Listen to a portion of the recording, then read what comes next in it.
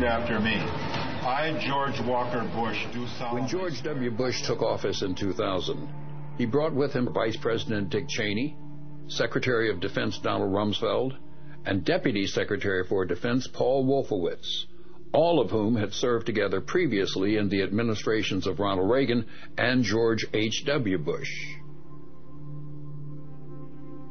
Paul Wolfowitz, in particular, had long been recognized as the intellectual force behind a radical neoconservative fringe of the Republican Party.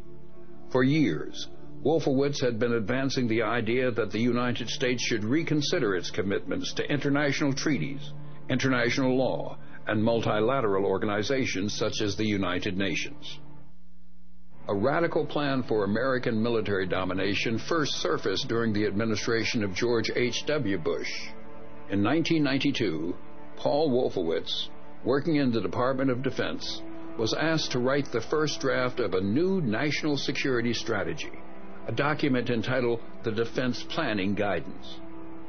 The most controversial elements of what would later come to be known as the Wolfowitz Doctrine were that the United States should dramatically increase defense spending, that it should be willing to take preemptive military action, and that it should be willing to use military force unilaterally, with or without allies. This new reliance on military force was necessary, according to Wolfowitz, to prevent the emergence of any future or potential rivals to American power, and to secure access to vital resources, especially Persian Gulf oil. Out of power during the Clinton presidency, Wolfowitz and his colleagues affiliated themselves with a number of influential conservative think tanks. In 2000, they would craft yet another proposed national security strategy, this one published by a right-wing think tank calling itself the Project for the New American Century.